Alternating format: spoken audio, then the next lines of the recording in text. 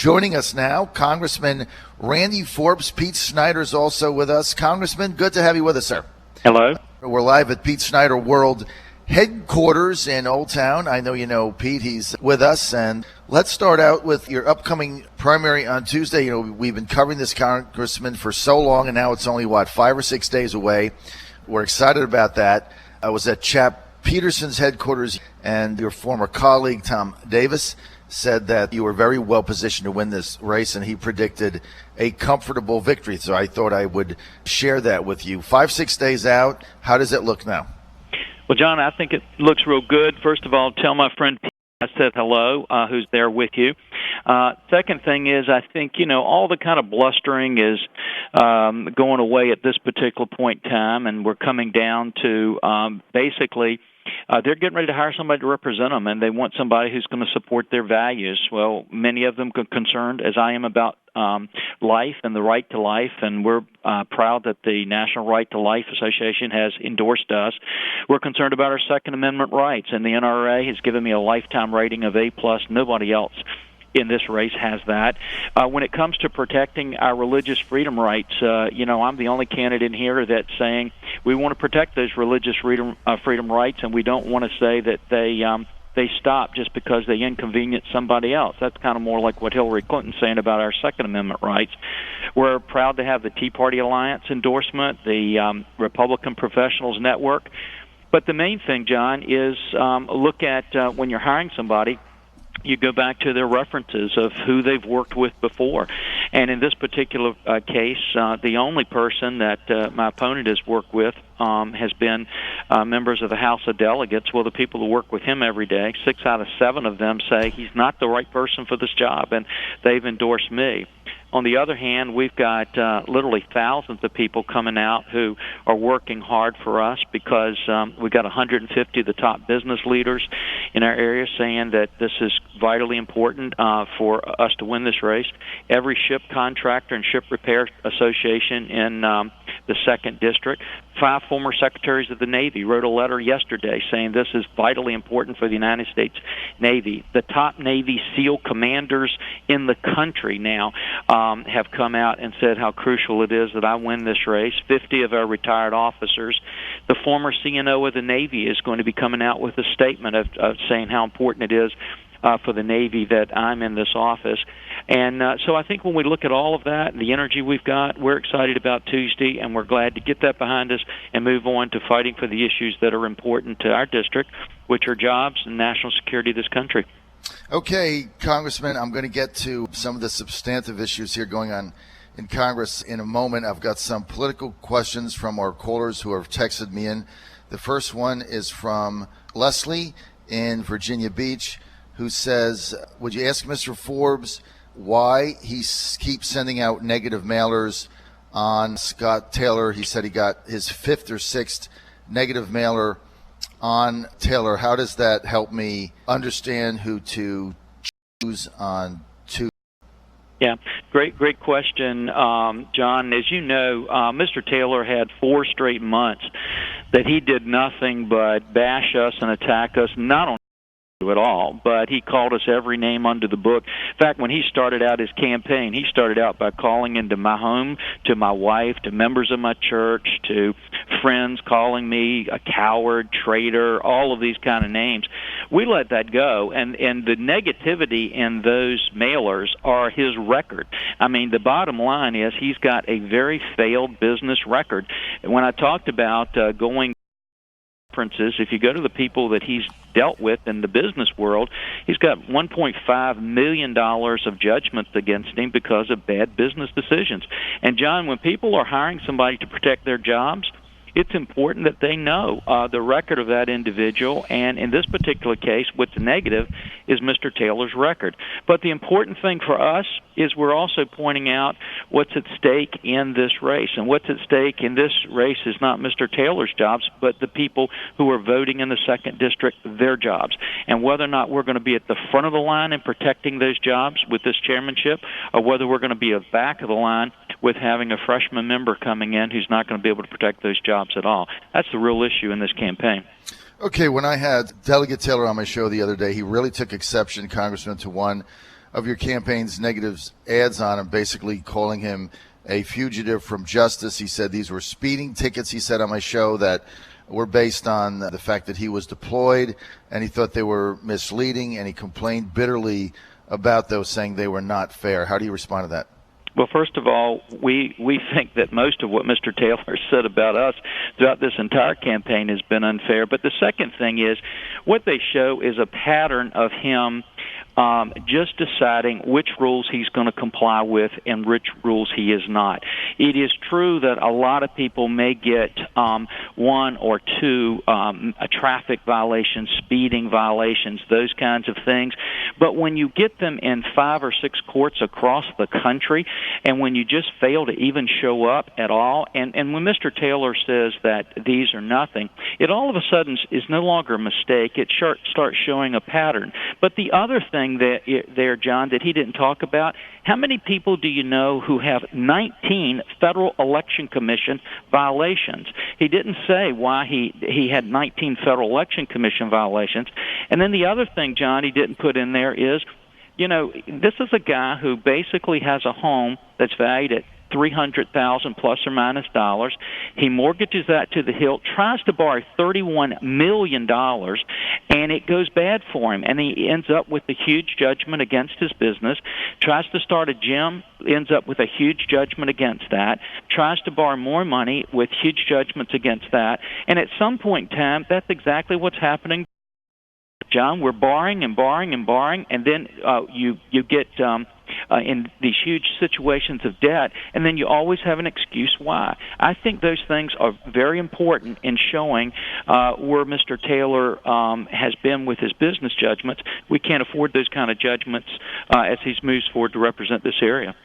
Congressman Pete Snyder here. How are you, my friend? Pete, how is the best barbecue maker in the state of Virginia? We're doing great. I'm glad that I was one of the best things that happened to me in 2013 is when your wife Shirley came up to me and said, "Pete, I'm very discerning about my barbecue, and yours passes mustard." Now she Pete, usually she loves her barbecue, and she raves about Pete Snyder's barbecue. Well, speaking of your wife, y'all have been to a lot of rodeos in your life. You guys have been in a lot of different races. You both have great political minds. You led our party along in the other leadership roles that you played. What's different about this time around? What feels different? Tell us a little bit more about what this race is about for the two of you and how you feel going into the stretch here. You mean in the congressional race, Pete? Exactly. Yeah, Pete, I will tell you honestly, I have been in the House of Delegates. I've been in the state Senate.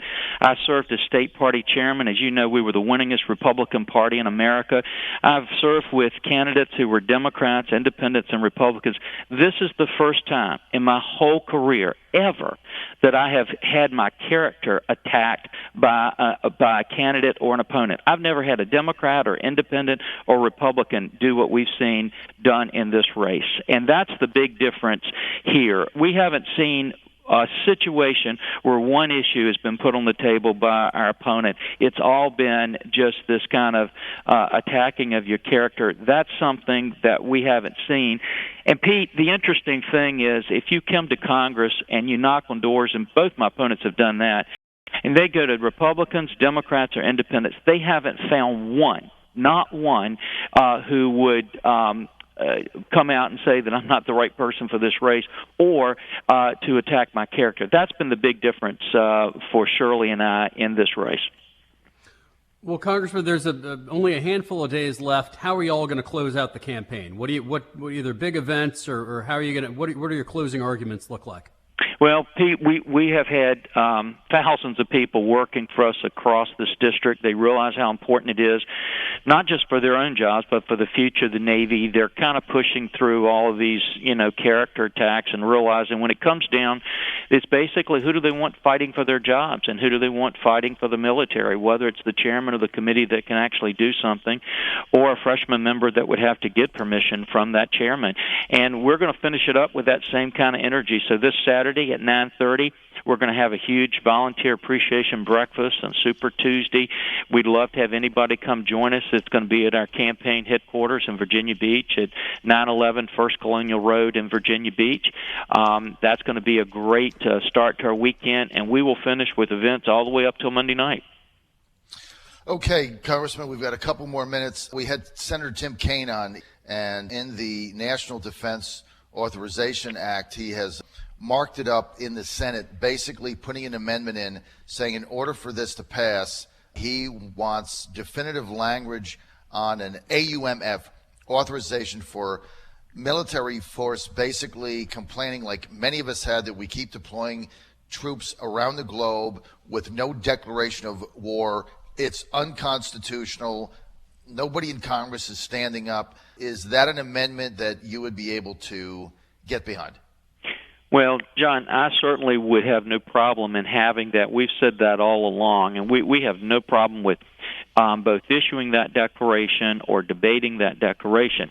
Let me tell you, though, the only caveat that I put out there, and that is that this administration has used that as a crutch at times to justify why they have had no strategy and have not put the resources behind a strategy to deal with ISIS. And just to make sure the record is clear, while I support that, it's also important to note that every single individual from the Pentagon who has testified has said that the administration has had all the authority they need, that it was up to them to come up with the strategy and the resources. They've just failed to do it, John. So I think we should have that debate, but there's two big things to remember. It doesn't excuse this administration for not coming up with a strategy and resourcing that strategy, and that's the most important thing. And the second thing is the real debate on this in the Senate is whether they come up with the extra $18 billion that we need to fund the military that the House has put in their defense bill that the Senate right now does not have in theirs. Congressman, we got 2 minutes. I know you have to take off. A lot of people now scratching their heads over this bailout, if you will. I know it's called a bond restructure for Puerto Rico, but here's the bottom line. Wall Street executives bet on these bonds, figuring that if Puerto Rico went down, that somehow the U.S. government would step in, bail them out, restructure the bonds, do something so they wouldn't lose their money. If an average investor like me makes a bad bet, we take the pipe. When are we going to stop bailing out these Wall Street banksters? Well, John, I think we should have stopped a long time ago. As you know, I'm one of only 17 members of Congress that voted against every bailout, both under President Obama and President Bush. And I think when we look at the Puerto Rico situation, there's a danger even greater than what you just mentioned, and that danger is this. What happens if we do this for Puerto Rico? We've got a number of other states. I mean, look at the president's state, Illinois. Are those states going to come in and say, okay, now we want you to restructure something for us, too, to be able to do this? And I think we start a spiral, John, that may be difficult for us to turn around. All right. I think that's absolutely correct because we've set this precedent. And basically, it ties into the fact, Congressman, that average working people feel that they're getting screwed every day because now their tax dollars, their hard-earned tax dollars, going to bail all this stuff out. Bad decisions are made, and those on Wall Street making bets with high margin returns, they basically can't lose. If they bet red and it's black, they still get their money back. I mean, it's a corrupt system. And if you get John, reelected, that's why I we've hope you said it's so this. important in this campaign that we're in. When you look at people who've made bad decisions in the past, that's the best predictor of bad decisions in the future. When you look at what some of these decisions by the administration have been in the past, they are bad predictors for the future. We've got to stop making those kind of bad decisions. All right, Congressman, thanks for being with us. We appreciate you. We'll have you on sometime between now and Tuesday. And good luck, sir, in your primary on Tuesday. Thank you. John, thank you. Pete, good talking with you, buddy.